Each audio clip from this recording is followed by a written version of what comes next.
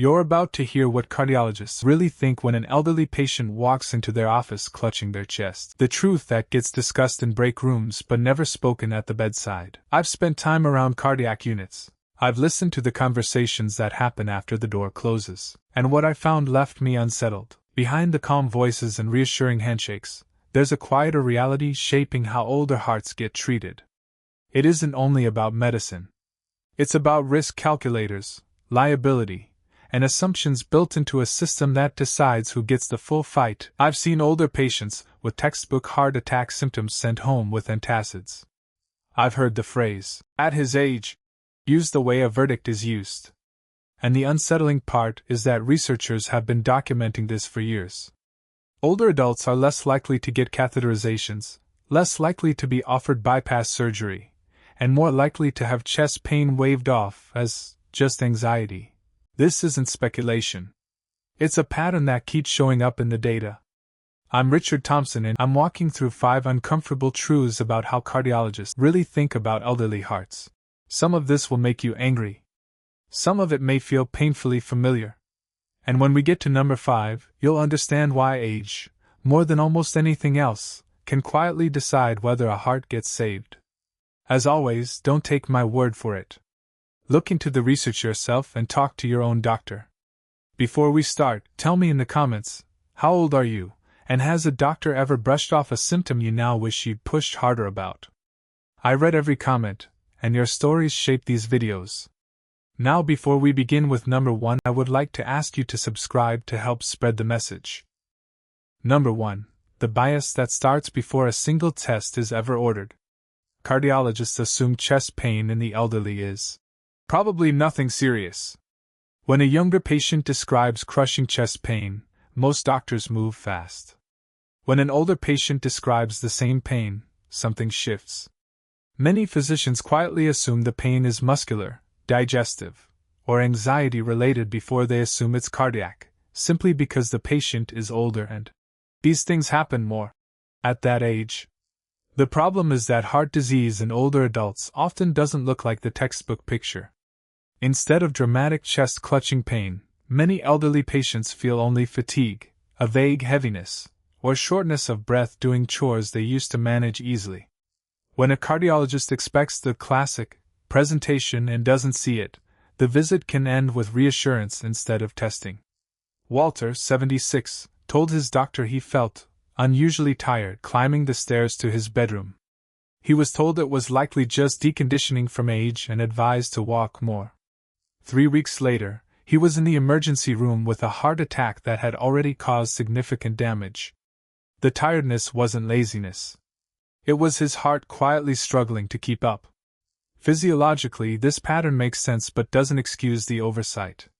Nerve signaling changes with age, blood vessels stiffen, and pain thresholds shift, which is exactly why older hearts often send softer, stranger signals. Instead of treating that as a reason for more vigilance, some cardiologists treat it as a reason for less urgency. That single shift in mindset, expecting the dramatic and dismissing the subtle, is quietly costing lives.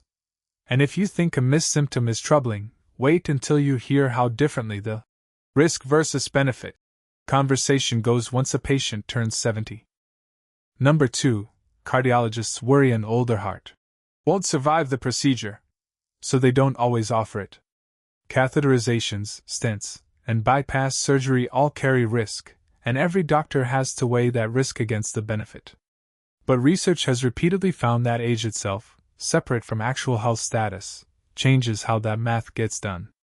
A frail 55-year-old and a vigorous 78-year-old can walk into the same cardiology office, and the older patient is statistically less likely to be offered the more invasive, more effective option, even when their heart could tolerate it. Some cardiologists default to medication management alone, not because it's the best choice, but because it feels like the safer conversation to have. Eleanor, 79, was diagnosed with a severely blocked artery. Her cardiologist recommended lifestyle changes and a new pill, mentioning that surgery probably wasn't worth the risk at her age.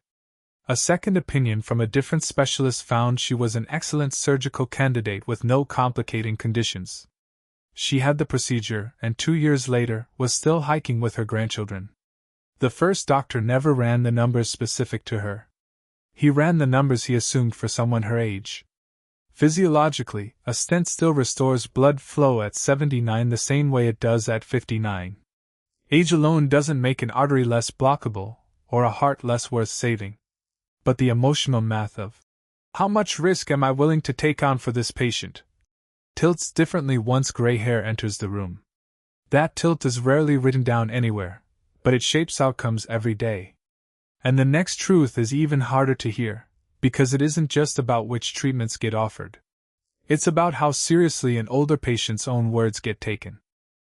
Number 3. Cardiologists assume older patients exaggerate or misjudge their symptoms. Because anxiety, medication side effects, and unrelated aches become more common with age, some cardiologists develop a quiet habit of discounting what elderly patients report. A complaint of chest tightness might get filed mentally under, probably stress, before any test confirms it one way or the other. This isn't usually cruelty. It's pattern recognition gone wrong, built from years of seeing older patients with anxiety-driven symptoms. But pattern recognition that isn't double-checked becomes a trap. Ruth, 71, mentioned a fluttering feeling in her chest during a routine visit. Her doctor attributed it to caffeine and stress and didn't order a monitor. Months later, she was diagnosed with atrial fibrillation after a minor stroke, a condition that, if caught earlier, could have been managed with blood thinners before any damage occurred. Her original complaint wasn't exaggerated. It was accurate. It just wasn't believed. The frustrating part is that older patients are often more attuned to their bodies than they get credit for, having lived with them longer and noticed more changes over time. When that self-knowledge gets waved away as anxiety or getting older, real warning signs slip through. And once a patient has been mentally filed as someone who worries too much, that label tends to follow them into every future visit, coloring how seriously new complaints get taken. Number 4. Cardiologists face brutal time pressure, and older patients need the most time. A standard cardiology follow-up often runs 15 to 20 minutes. For a patient managing one straightforward issue, that's workable. For an older patient juggling several heart medications, other chronic conditions, and a list of new symptoms since the last visit, it's nowhere near enough. Doctors know this, and the pressure shapes the visit whether they intend it to or not. Explanations get shortened. Questions get answered with a nod instead of a real discussion. Adjustments to medication get made quickly, without the deeper conversation about interactions or side effects that an older patient's more complex chemistry actually requires. Harold, 74, arrived with swelling in his legs and mild breathlessness, hoping to walk through his full symptom list and medication concerns.